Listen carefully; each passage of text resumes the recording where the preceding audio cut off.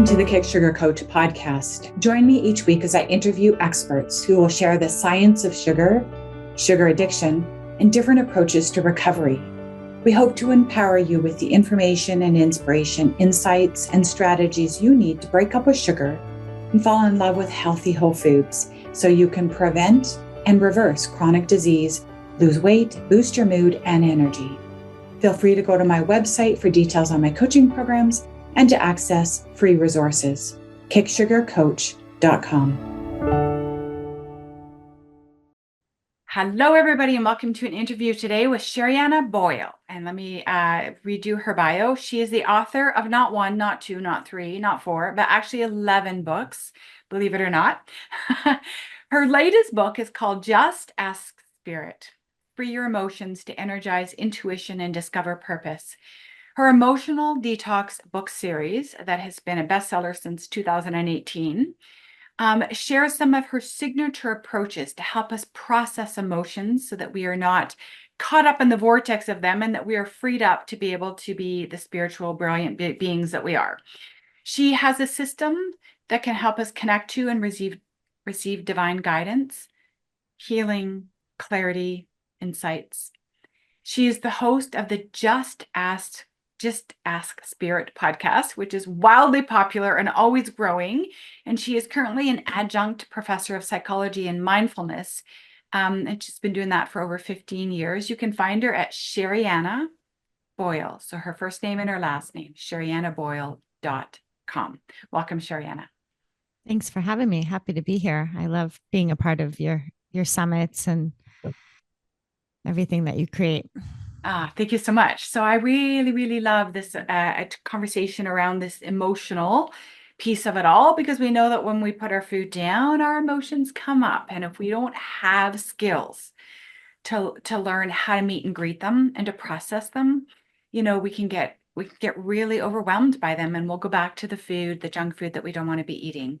So tell me a little bit about how you became an expert in this space of helping humans to learn how to befriend and to process and integrate their feelings. I think it was just pure curiosity. It's really just where I've devoted my time and attention, like you, Florence, studying. What are you interested in? What are you insatiable about? And really, that's one of the ways we know we're connected to spirit. We just feel guided.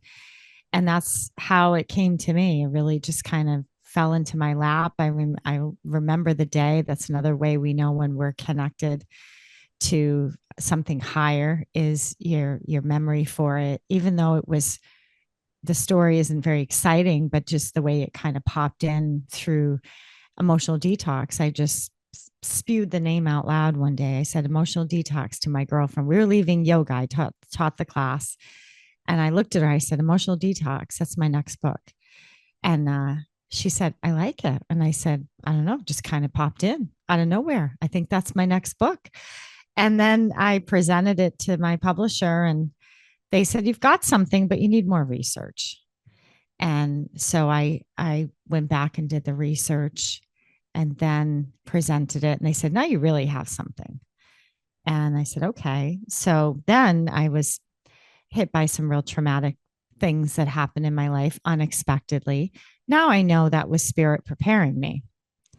So during my research, I was researching emotions, what happens when we process them, what happens when we don't, how did we process them, what is this whole thing about? And I'm getting all these pieces together. Then I'm hit with our whole family was hit with something traumatic. And now I need an emotional detox. It's like, it's not just research anymore. And at that point, I'm like, okay, now I'm in it, and I don't even want to write about it anymore because it was that traumatic. And the publisher was kind enough to say, you're going to write about it, but do it at your own pace, which was beautiful because I had free reign. I didn't have strict deadlines like I usually do. And so it could really unfold, and I had to let go, in that spirit too, learning to let go and give yourself time and space. You and I have had discussions about time and space. When you're hit with trauma, really do need time. So it was really a blessing that I was a publisher that granted me that, and it gave me a chance to really get to know and how you choose your time. I chose to say I am going to give myself time and space. I gave myself a year. I still worked and had to do everything else. I didn't quit my job or anything. I still had to be a parent, but I said I'm going to give myself a year, and I'm going to process my emotions for a year because I had the information.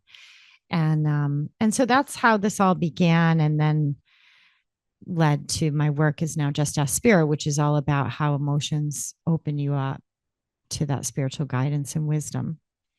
Amazing. So it sounds like there was this initial interest in helping us process ones that were painful or heavy or difficult and uncomfortable. And now it sounds like you're also helping people to work with emotions, to stay open, to expand, and to connect more deeply to our spiritual side and to life beyond. Yeah, because there's spiritual lessons to be learned. We are so much more than a physical being learning. I mean, we learn school like kind of things so that we can function in society, but we're also learning as spiritual beings. For example, just today I have a virtual membership that I run, and they want to talk about triggers, and they wanted to discuss what was triggering them in terms of family dynamics and work kinds of things, and basically other people, how to handle how to when you get triggered. And so we started to process those emotions and open up to, again, spirit, connect as a form of way to connect to spirit for guidance. And we ended up, I mean, 30 minutes later, talking about acceptance.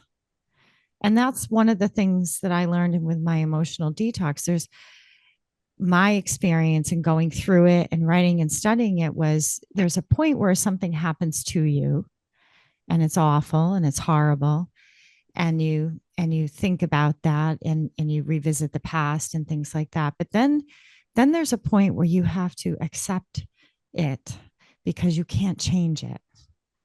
You can't go back and erase whatever it was, but you can accept it. And there is, doesn't mean you agree with it, doesn't mean it was okay, doesn't mean you approve of it, but there is something about a spiritual lesson about learning to really accept it so that you can move on and you can grow and you can evolve.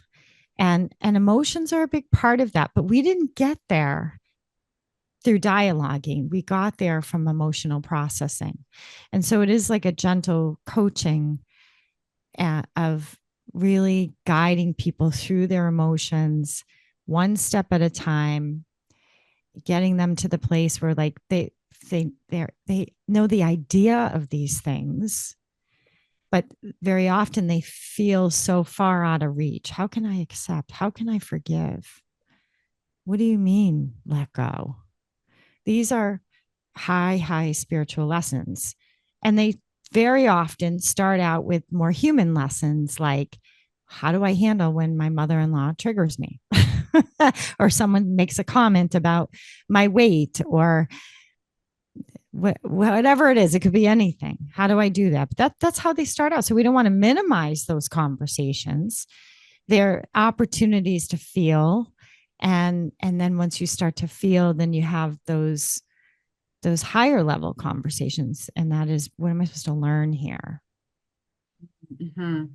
And bringing this back to the topic of food and nourishment and ultra processed junk food, so many of us are using those foods to not feel, to repress them, suppress them, shut them down, distract ourselves, numb out.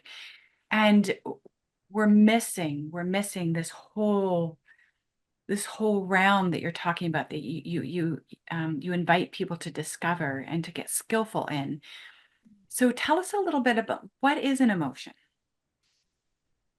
Well, and emotion, they have the anatomy of emotion is there's a biochemical component which is called neuropeptides, And neuropeptides influence our rates of inflammation in the body. They influence our circulation. They influence the sensations in the body.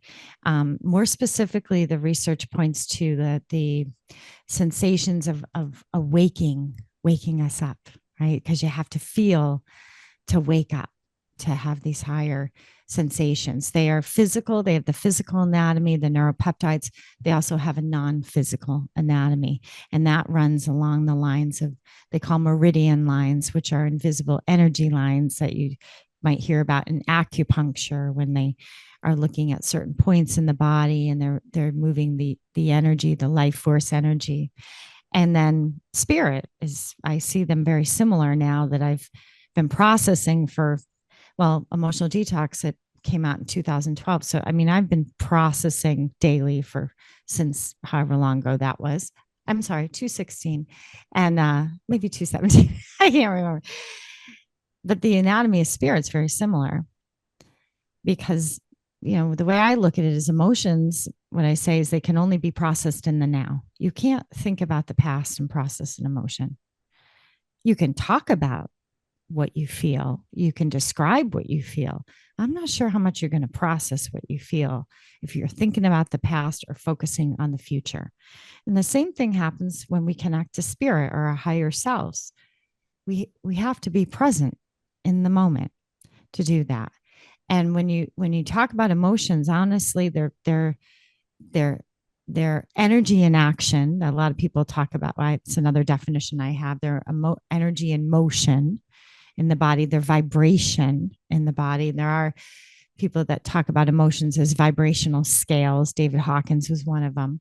And he looks at the vibration of love as like a 500 calibration, and fear is like a 150. And then what that simply means is the frequency moves at a slower rate.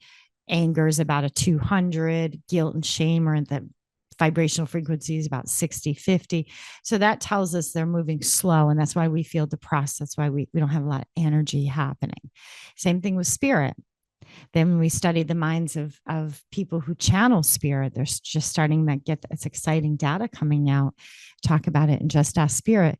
When they connect with something higher, their higher self, something greater, the same networking in the brain where we have gratitude, where we have love, where we have compassion, they light up.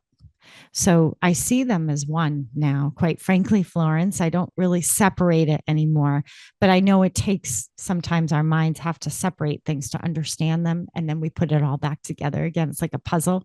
I have to pull things apart, study them before I can see it as a whole. And I get that. I was there too, for those of you that are more analytical in nature, but now I just experience it as one. And so that's a very quick definition of emotions. Amazing. So there's two pieces. There's the literal neuropeptides, the biochemical sensation of the emotion in the body. So you know, you can see that the emotion is a feeling, a physical feeling, and it's also a non sensory energy non flow. non-physical. Yeah. Mm-hmm. And that non-physical energy flow, you now conflate it as the movement of spirit through us. Is that how you would say it? Yeah, it's energy, it's movement of energy. I would say that spirit is consciousness, energy. Soul, in my, and from what I've come up with, is our light. Our soul is our light. How do we change the brain? Let's go back now, is take a look at the brain. How do we change neurons? Because we know we can change the brain through light. Through light, we change neurons, patterns of neurons. So whether it's a pattern of food addiction or any kind of thinking, addictive to thinking, light, sound, vibration creates that movement, just like energy, conduit of energy. And that's where, again, emotions, when we sing, we release, you know, emotion. When we create that energy, when people pray, they use their voice, they pray, they're moving energy. And this is where it crosses with spirit. When when they praise, when they chant. Chanting, there's been a lot of science around the vibration of chanting for depression when they studied the Buddhist monks, and then when they took away the Gregorian chants, and they everyone got depressed. And then they realize, oh my gosh, it's the chanting, the chanting was keeping them healthy and vibrant in their minds, mantras freeing of the mind. So all of these spiritual tools now are coming in, finding their way, and they're and into our emotional, how to move emotions and how to connect to something higher at the same time. Incredible. So can I go back and make sure that I understood you correctly? When you said, I now see them as one, I used to see them as separate parts, but now I see them as one. What is it Mm. that you see as one? Emotions and spirit. Oh, okay. That's what I thought. Okay. Yeah. Yeah. Got it. Yes. Got it. Yeah. Okay. So Well, you, may I just say one more thing to that, because I know that people can get a little cross-eyed over that. Now I see them as one. Let me explain from my emotional detox days. yes. Most of what we're calling a feeling is a reaction. That's what I have found. Because look, you could call it either way. I can say I feel guilty, right? Which is a feeling, a heaviness in the body. You might feel you can see the physical anatomy, or you react by feeling guilty. It can be a reaction. Now, what is a reaction? A reaction is how I make the uncomfortable comfortable. Some people turn to guilt as a way for coping. Some people turn to anger as a coping mechanism. That's a reaction. So it's a slippery slope. I know that we're trained. Okay, well, this is anger. We want to put everything in a box, and this is frustration, and this, and through emotional detoxes, I learned, well, is this, and through working clients, I'm like, is this really an emotion? Because here's how I know it's not. Here's how I know it's a reaction, because I don't feel better.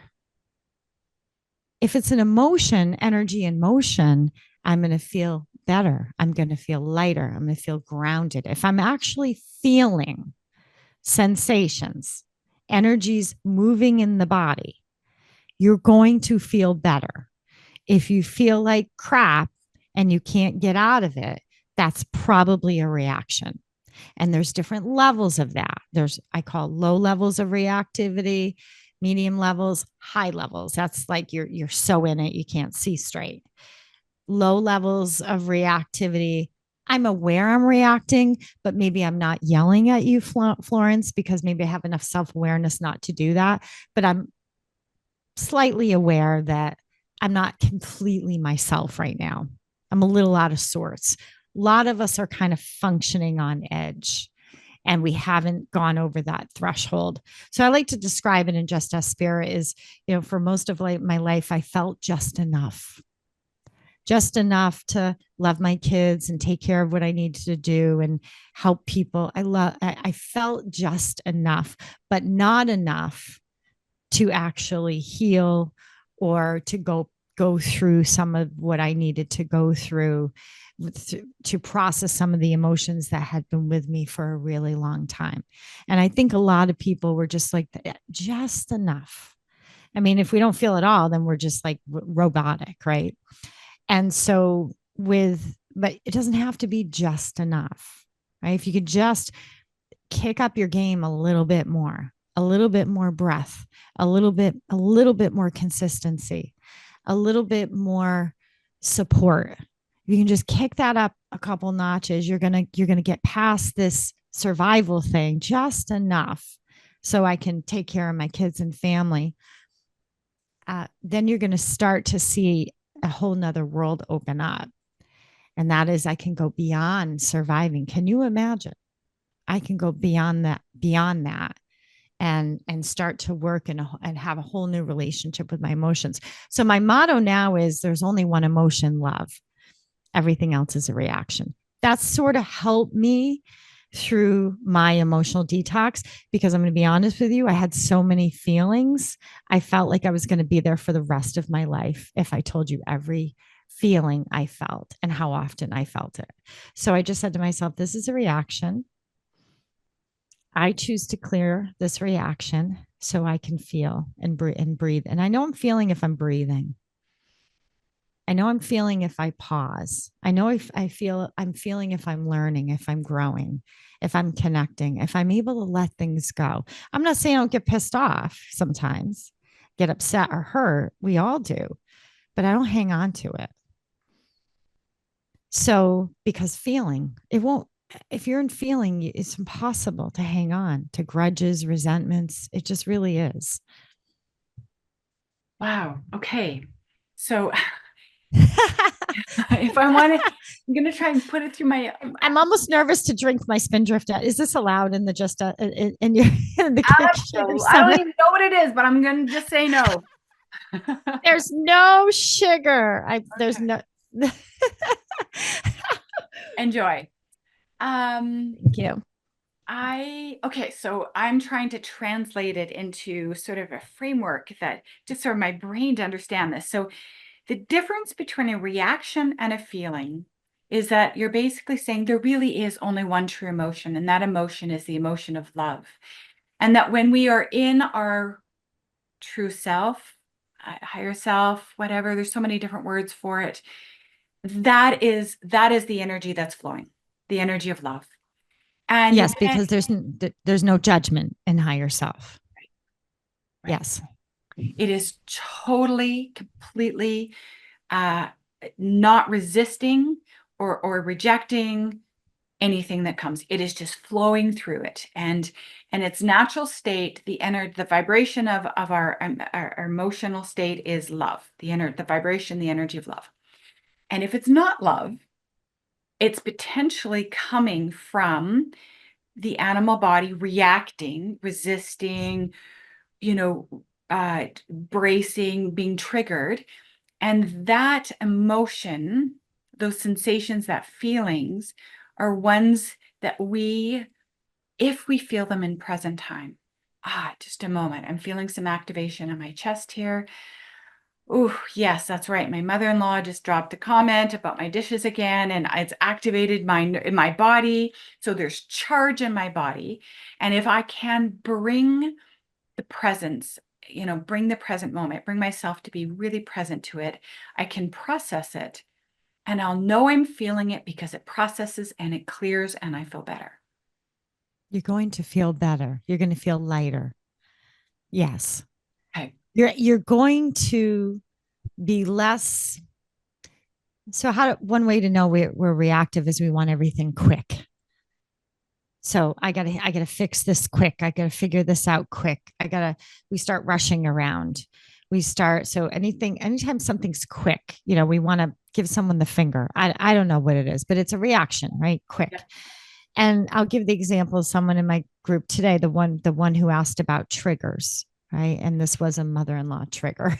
We get a lot of mother-in-laws. Sorry, mother-in-laws out there. Um, and examples. So once we went through and processed, and I talked about acceptance, before we went on, the person said, I really need an appointment with you, to help me get through this.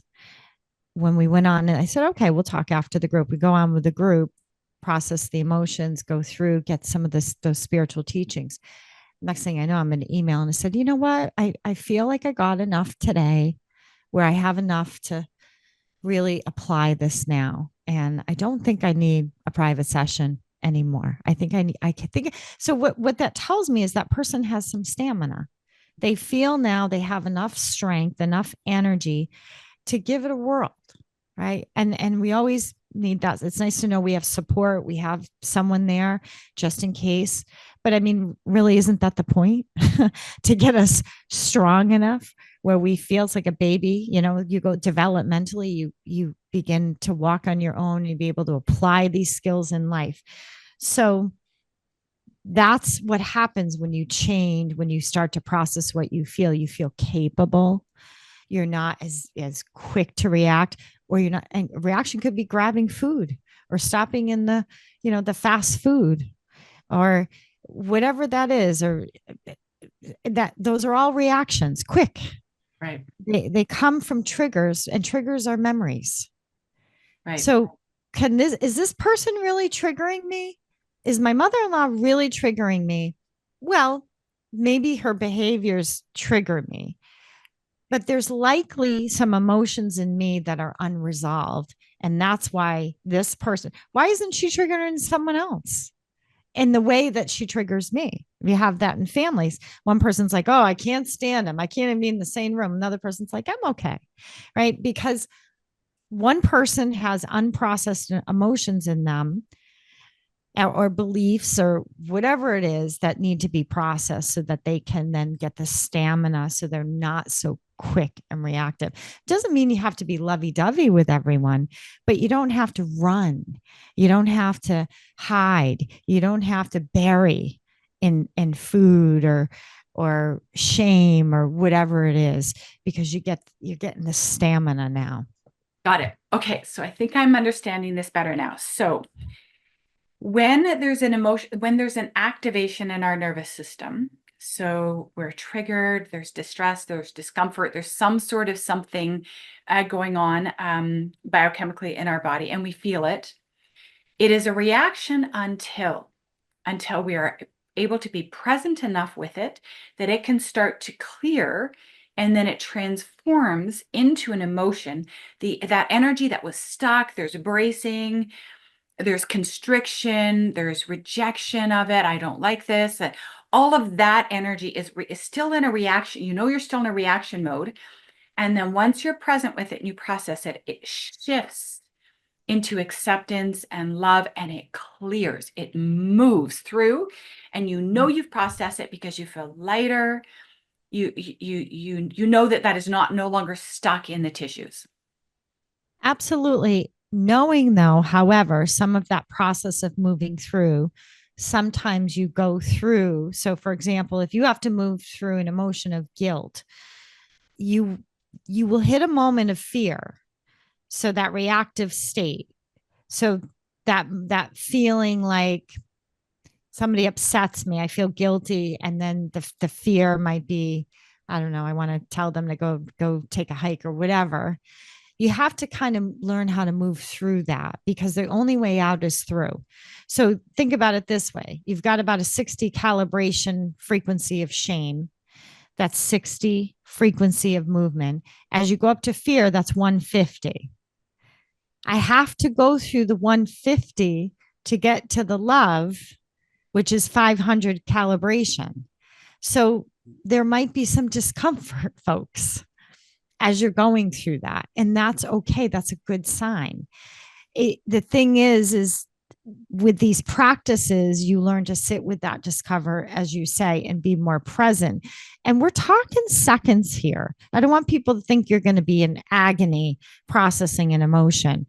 The 90 seconds to get through a reaction. I mean, that's what we see from neuroanatomist Jill Bolte Taylor talks about that. It takes 90 seconds to process an emotion. After that, you've chosen to hang on to I call it reaction at that point. So these practices, the more you practice them, it can happen very quickly. That is amazing. And I cannot believe now I'm starting to get really excited because I'm like, wow, I really get this. This is totally where I'm at as well. So I have always have the scale of consciousness handy. Let me just see if I can pull it up.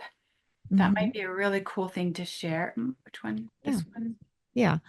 I mean, there's different ones that people have shared out there. Yes, there's so many. I have about 4 or 5. I'm And just trying to it pick just one. helps to have a visual and or to have just a sense of what you're doing when you're processing an emotion. And as you're looking for it, that's the system that cleanse that I created, which is begins with the C and ends with the E. So it's the steps that I take people through to process their emotions. And now I take them through to both process and connect to spirit, because I want them to realize, go to their inner guidance, their inner wisdom, which is your spirit, and get the answers from within. Here's the other advantage of, I call it asking spirit. A lot of us have a hard time asking for anything, asking for support, asking for a hand, asking for forgiveness, asking for an apology, asking for assistance, asking for someone to just empty the damn dishwasher, right? I mean, especially in our society here, we just don't. We do it alone. And if you ask for help, it's looked at weakness. You need help, right? What's the matter with you? You can't do that, right? You need help. You need a break. Come on, right? I mean, it's just a mentality.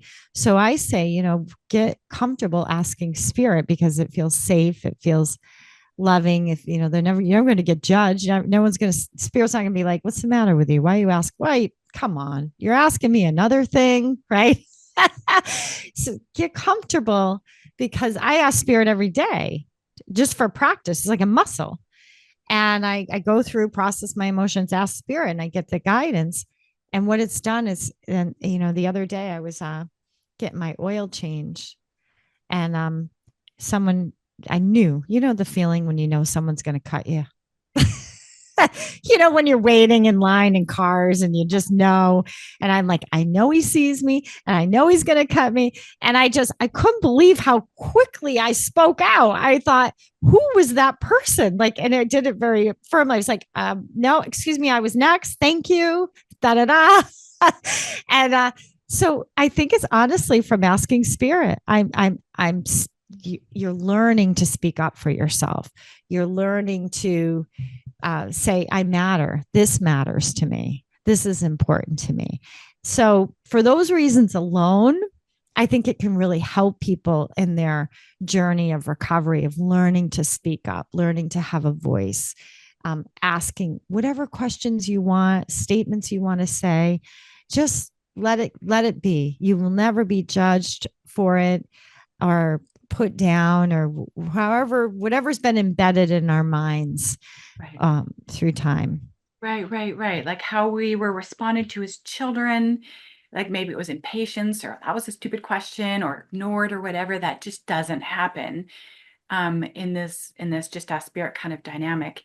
And the cool thing is you'll never be ignored either, but you have to journal or ask until you can realize I am never ignored. This universe truly is responsive, but you got to prove it to yourself. So let me go back to this Scale. scale because I think this is going to be, I share this all the time. I freaking love this scale. And there's many different versions of it, but this is Yeah. roughly the concept. So what we have here is down here sort of in the sort of more, most of your thoughts in this sort of lower are negative. And they're dense and they're uncomfortable and they're painful. So things like hate, anxiety, regret, despair, guilt, shame, apathy. And what Sherianna was talking about is that these are the ones that she's helping people to learn how to detox. And as they move up the scale, they might move from like fear is lower than anger on David Hawkins' scale. So if you move from being really afraid of something and then all of a sudden you're like quite, you've got all this anger energy moving through, you've moved up the scale. Like you think, oh, Mm-hmm. I'm still stuck or I'm regressing, you're not. And according to this sort of idea that we move through these states as we move closer to this sort of middle zone where people are pretty balanced between the number of negative thoughts they have and positive. And then these are sort of the higher vibrational, higher dimensional emotions like peace, love, joy. And so what you were saying, which I think was so important for people to know, is that if you're in shame and guilt and depression and despair and you're down here and all of a sudden fear starts activating in your system and then anger, and then you start to have a bit of courage, or you might have days where you just kind of feel neutral, you are moving up the scale. You are detoxing these lower reactionary, painful emotions, and you're moving up into the zones where you live more time in the states Can of, I throw another wrench in here for you? So yeah. I don't know if it's really a wrench, but it's something that I have when with in regards to this summit and talking about food. I think sometimes people have reactions too, where they absorb, and we know emotions are contagious, and they absorb other people's emotions as a way to manage them and to cope with them out of love. Most often it's out of love. It's a belief or it's a subconscious thing. So if my mother was upset, I might absorb her pain or her sadness or her anger or her frustration because I love my mother and I don't want my mother to feel that way. So you can see how children might do that and we might get into the habit. So what I've seen with in terms of helping people with those kinds of ways is they are absorbers. They internalize it like food, like we do with food. And so that's again, that's going to be another practice of that's a reaction. So I'm releasing, I'm clearing those reactions of absorbing. First, I've become aware that I'm absorbing. I have to know how that looks. I'm probably going to have to learn a bit about boundaries at some point and learn about how to what that looks like, what that feels like. And and so that is a one of the reactions I see quite frequently with people who struggle with food addiction. I so agree with you. These really, these feelers, these empaths, those of us that are maybe even on the codependent or people pleasing spectrum, and we lose connection to our own feelings. We're so full, and it's so uncomfortable inside. Like, who wants to go and process emotions and sit and be with them? But Mm. I love that 90 seconds. It really doesn't necessarily take all that long to just be with them and to help them get unstuck and to clear and to detox. I've never, I know your books. I love your work. I love you. I haven't landed in the same way as this interview around that whole idea of the detox, the really clearing, allowing those negative, Yeah. fear-based, painful, I always heavier. say you're not getting rid of emotions, you're getting to them. Right. So when you think of the clearing, it's uncovering, it's the feeling, you're thawing out, like taking something out of the freezer and thawing it out and turning it, you can't destroy energy, but we can transform it. Albert Einstein told us that. So we can't destroy emotions, like this whole idea that I'm going to get rid of anger, but I can transform it, and Mhm. that's for the greater good of everybody. And for we know that a lot of emotions through epigenetics are contagious. I'm sorry, are well, they're contagious, but they're also genetic. So you see people have similar reactions in the way that they handle emotions. But we know that we can change that with awareness, and we can start to carve out new ways of responding and to the world, and that will get passed on to future generations. Right. The epigenetic legacy piece. And I'm loving the idea of the whole detox of it, because what I'm doing is I'm processing it, and it is shifting from being a stuck energy into an energy in motion. It frees up the energy. It's no longer sort of suppressing my energy levels. It's contributing to my energy levels Yes. Yeah. And then you get the wisdom, and the the wisdom. information, the wisdom can come in because the emotions are like a gateway. You open yourself up, you're raising your level of consciousness, like you showed in that scale. And consciousness energy is spirit. So you're connecting to spirit. And then you're connecting to your light, which is soul. And again, I'll go back to, well, how do we change the brain? With light and touch. Touch is a big way too. Touch. And also the nervous system. We know that it highly responds. The parasymp that the vagus nerve is highly responds to touch. It is doesn't respond so much to talking, Florence. I mean, it can calm people down a little bit, but to really change it, it responds to vibration. And that's why in the cleanse that I created, there's all of this. I mean, there's the clear reactivity, which is about toning your vagus nerve, connecting to your higher self, your light, and then look inward, which is acknowledging your emotions, breathing, lots of breathing in there. And that again, breath connects. Breath is spirit, and breath moves energy of emotions. That's how I see them as one and the same. Sometimes when I feel compressed and I start breathing, it's like the guidance comes in.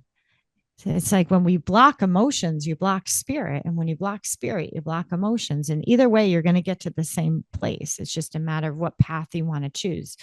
For me, I was always very spiritual until I had a lot of trauma as a kid. And then, like a lot of people, I learned to shut down and put walls up and protective layers, because, you get hit with things, especially at a young age. And then I'm no longer connected to who I am. I don't know who I am. You feel like you're just walking through life. You're living everybody else's life but your own. And it wouldn't be until I was really in that emotional detox later on, years later, I'm processing my emotions. And all of a sudden, like, oh my gosh, I can remember I used to do this as a kid. I used to connect. I used to be guided. I it was like I forgot that part of myself.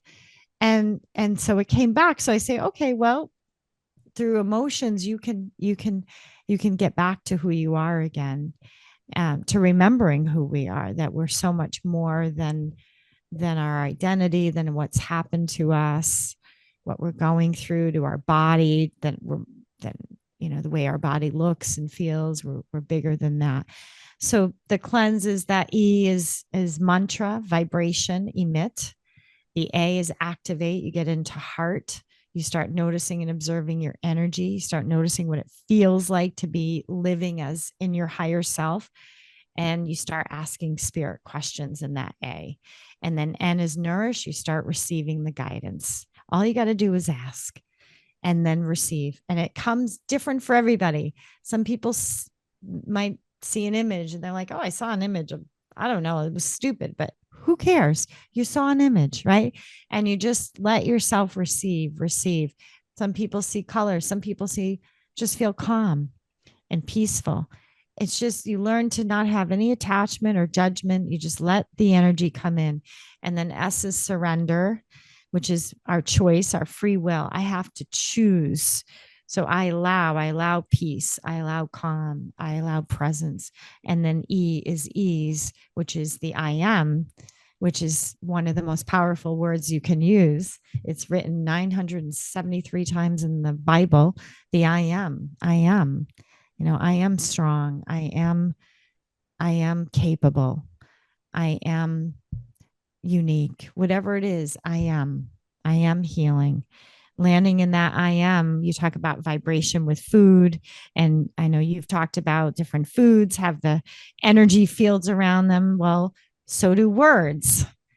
I am is one of them. When we say affirmations and we really feel them, you don't just say them. That's the key, is you have to feel it. And that's why those other prior steps are important, because by the time you're saying your I ams and your I allows in that cleanse, you're actually feeling it.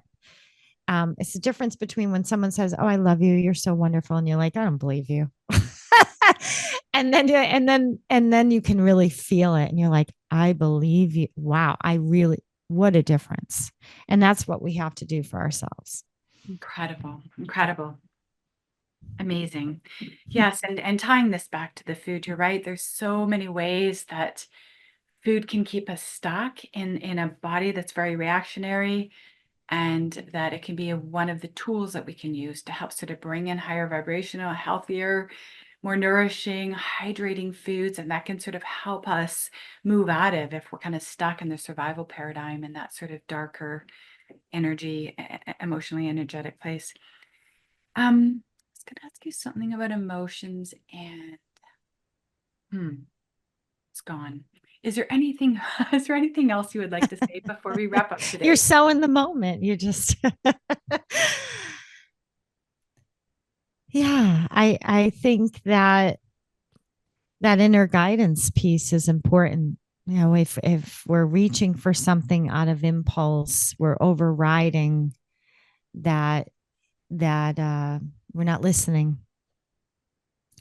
And a big part of asking spirit is asking, processing your emotions, asking, but also listening and without judgment. So that in itself is a practice, learning how to receive information, receive guidance, and not judge it. Oh, that was stupid. That was, not putting we're so used to being graded and, in our society, we're so used to, is this right? Is this wrong? Is this good? Is this bad? Just like with emotions. Is this emotion good? This is a bad emotion. They're all good. All your emotions are good. I always say, so long as you process them. And process means an experience. So think, as long as I have an experience with them. And so I digest them. It's like I'm not inhaling my food. I'm chewing my food. I'm smelling my food. I'm touching it. I'm getting to know it. I'm carefully putting it on my plate. That's me having an experience with my food. If I just shove something in my mouth, that's not an experience. Emotional processing is a lot about experiencing the energy of something. So I do have to slow down a bit to do that. I have to be more mindful. And, but again, we're talking seconds. We're talking just pauses, gentle pauses. That's why I like, introducing, and I even like a little prayer or gratitude or thank you for my food. It's just enough of a pause to actually have an experience with something. And it seems like a really great note to end on, that in a summit like this, where you have people who are vegan or whole food plant-based, people who are keto and vegan, and I'm sorry, I meant to say carnivore, and everyone in between, your mind is so easily caught up in that what's right, what's good, it's judging, it's overwhelmed. This is where the Just Ask Spirit, come back to how to make anything you hear on this summit, follow Sherianna's advice of sitting quietly with your body or with a pen and paper and ask, what body do you need? Yeah. Your body, your spirit, your emotions brought you this far to this summit to learn more about how ultra processed foods are hijacking our brains and diminishing the life force energy in our bodies.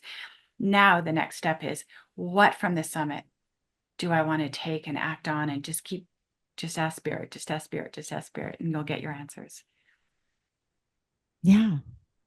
And sometimes it's spirit that gets you to a summit like this. Right? It's called divine synchronicity, when you land in the right place at the right time and you're hearing exactly what you need to hear and you didn't even pay any money for it. I mean, that's pretty cool. Right? You're like, thank you, spirit. Wow. Mm-hmm. Wow, thank you. I got that information. Thank you for bringing that to my attention. And then you listen.